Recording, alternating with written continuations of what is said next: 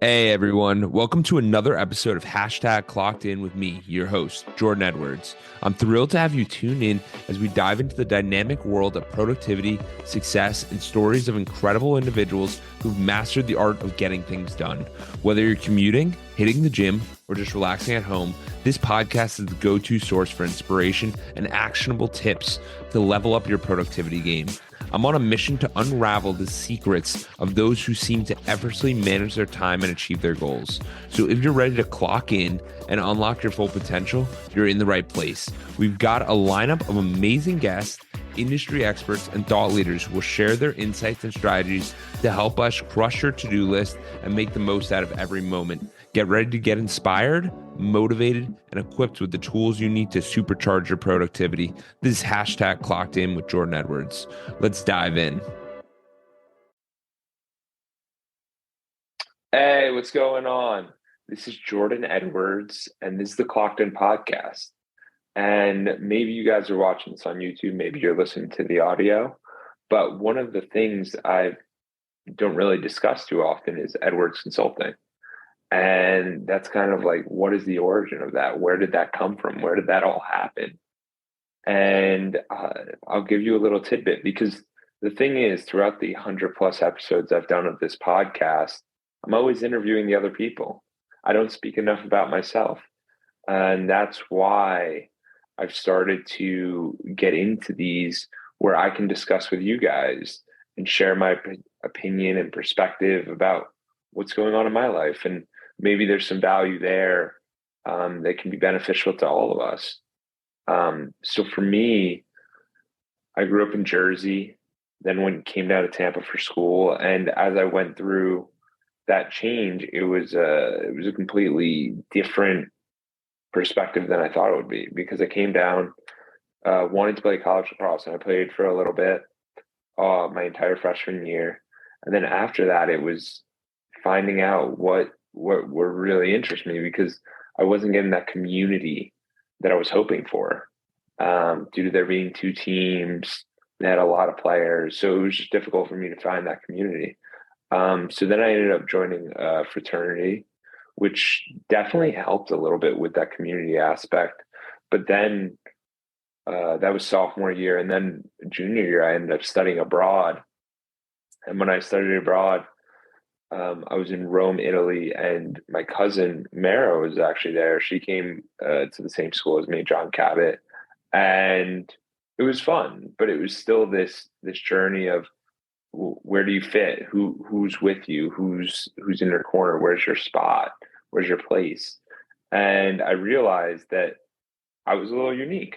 I'm a little different. And when I say that, I mean, the thing is, I was one of the very few kids from my school to actually go study abroad, because most people go, oh, I would never give up a semester, because they're only thinking in that college terms, not in, oh my God, I get to live a semester abroad. And I was in Rome, Italy, which I thought was pretty profound and cool. It was different. And because you learn about culture, you learn about experiences, you have to travel on the weekends. It's a lot of time, a lot of effort, a lot of work. And when it finally pays off, it's like, wow, this is incredible. And the cool thing was, after that experience, I had a really global perspective. I realized that I really enjoyed traveling abroad and having those experiences, because it was something that allowed me to get a more holistic view of, and a more proper perspective of where I actually was in the world and what I valued. And when I went to graduate college, I had a job lined up, and that was great. And then I had all these different opportunities, and you have all your friends because I was still in Tampa, so I got to still hang out with everyone. But the thing was, as it continued on, I started to realize this, and a lot of people have this situation where that outside community, if it doesn't come from your work, it can be difficult to recreate. It can be difficult to find. And for me, during school, one of those major ones for me was the fraternity. It was really something that you had your group of friends. It was all of that inclusive nature that was nice.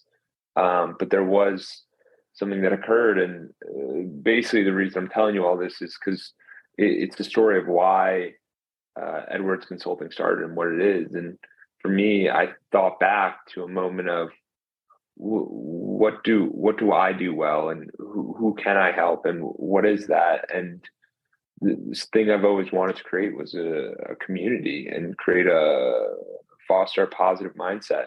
So that's why I have the podcast as well, because the podcast is me pushing out there to everyone. Hey, there's a lot of negativity out here. Why don't we highlight some of the positive people out here, and we see what we can see if they give you any insights or different perspectives? Because I realize, and I believe it's true, that the 5 people we spend the most time with become part of us. And in this virtual age now, we can do that online. We can listen to podcasts. So those people in your circle, they don't have to be your friends. They don't have to have ever spoken to you before, which I thought was pretty amazing. So I have the podcast, which is for that reason. But back to Edwards Consulting and where that started with, it started with my buddy in college, Jamal. And what happened to him was I was a senior, getting ready to graduate, and he was going through school and wasn't the happiest with it all. But you would never know from his face. He was always the go-to person to hang out with. He was always super happy, super outgoing, and he just made a decision that I think if we had a discussion, maybe he could have changed. And that impacted my life a lot, because that was someone I was a roommate with, not at that time, but previously, someone I knew their family, like someone I was very close with, and I didn't know he was struggling. And that's something that I didn't want to occur anymore with the people I knew. So I decided and like kind of worked on it and made my own, what do I think life is all about? And what I ended up doing was realizing it has 5 pillars. It's mental health, physical health, community service, philanthropy, spirituality, and relationships. Those are what I think the 5 pillars are. And inside of those, I think we view life in a very one-dimensional way when we're experiencing it. And like some of the issues that happen with people is they just focus on if they're in college or high school, it's only grades. Like your worth is only how good your grades are, not that you're a good person or you're doing the right thing. In life, after graduation, it's how much are you making? If you don't make the most, then you're not achieving success, quote unquote. And these were all things that I honestly disagree with. I think that there's a lot of different intangibles, and I think those are elements of it, and those are part of a life. But I think a life comes from you monitoring and having different aspects of yourself, meaning what's your mental health like? Where does that sit? And where can that improve? And then where's your physical health? Where's your community service philanthropy? Where's your spirituality? Where's your relationships? And when I ask these questions to people, some of these categories, they were like, I've never touched on these. I've never done any of these. And I do this because it gives you a screenshot of where you're at today. And it helps you understand, maybe I'm not the best at community service, but I'd like to improve. And what can improving look like? Maybe it can be donating to the homeless man. Maybe it could be donating your clothes. Maybe it could be signing up for a food drive. Maybe it could be raising money. Maybe it could be donating money. It can be any aspect of whatever you want. Maybe it's building a philanthropy. But if you don't measure yourself in how you're doing in those areas of life, I don't think people see the progress in a positive manner. Because here's my truth that I believe. I think when we're making progress, we're excited about life. And a lot of people will rely on, hey, did I get that promotion? Then I didn't make progress this year. Did I get married? Then I didn't make progress this year if I didn't do these big life events. And it's like, no, like you make progress every single day. Just start you working towards it. And this is some of the perspective I like to help individuals with, different clients. But I would have really liked to help those who are struggling. And even if you're not struggling, if you feel like you're a little lost, it's what is the proper perspective? What is work everything, or do I have things that I'm interested in life? Are there different dimensions? And like when you really start to dive into it, you see different areas. Like, so for me, philanthropy, one time I went to Peru, hiking a trail, went to Iquitos, which is a jungle town. It's basically the Amazon rainforest. And we had this tour guide who was an unofficial tour guide, not really our tour guide. Um, and he just brought us around for 3 days. And then after we left, he messages me and he goes, "Hey man, trying to get over to this country. Like, I'm really tight on cash. Like, do you have anything to help?" And that was a philanthropy to me. He said he was going to pay me back. It's always a process, but it's just helping out where you can and having that perspective of, oh my God, we actually have a lot to be grateful for. We have a lot to be happy about. And one of the major things is that we need to realize that we are very lucky. We are very blessed. We have a ton of resources around us. I mean, if you're in the United States, the amount of stuff that you have in comparison to other countries is insane. You walk through people's closets and they have 100 t-shirts. You can only wear one shirt at a time. It makes no sense. We have 100 books.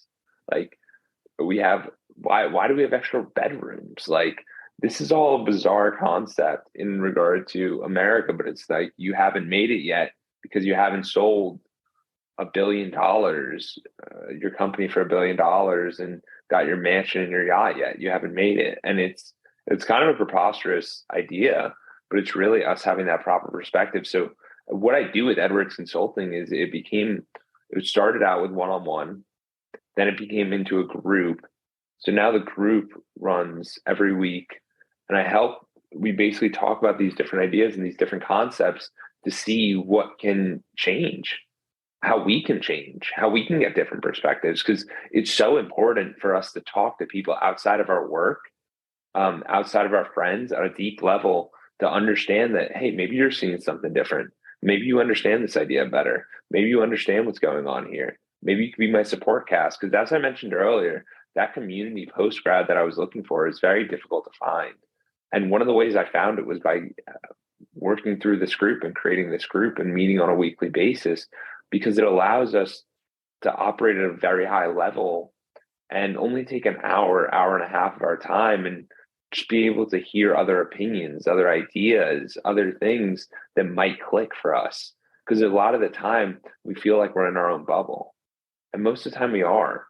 But the only time I've ever seen people really operate at a very high level is through masterminding. It's through working together. It's through collaborating. And when we collaborate, we're able to grow. So if you're looking for a place to grow, I'd be happy for you to reach out and just we could talk and see if maybe there's an opportunity there. It's my email is jordan@edwards.consulting. And I'd be more than happy to see if maybe there's a place, because I know what that's like not to have a place. It's tough. It can be challenging and it can be difficult. The other thing I'd recommend is a lot of people find groups through activities. Like, so they find maybe the group through their spirituality, through their religion, through the wine club, through CrossFit, through the gym, through a sports team, whatever it is. Like, you need to find that community, because the thing is, I've known this to be a truth, but most recently I read an article that happened. It's an 85-year study that Harvard put on for happiness and what allowed for happiness and what allowed people to achieve that happiness. And what they did is they had 724 people around the world, and they would check in with them every 2 years to see who was the happiest. And the answer wasn't a great physique. It wasn't all the money in the world. It wasn't any of these things. It wasn't achievement at the highest level. It was relationships. It was the people. It was having those friendships and having that collaborative nature. And they broke it down into 7 different segments. And I'll put the article in the show notes. But it was really, really interesting, because it opened up my eyes knowing that this truth of communities and relationships was a very important thing. And the more people I speak with, it becomes more and more vital, because a lot of the time we rely on one person for our happiness, which is just, that's a task that no one can take on. So why can't you make a brotherhood or a sisterhood and really grow with that? Why don't you look to find your own nature or create your own?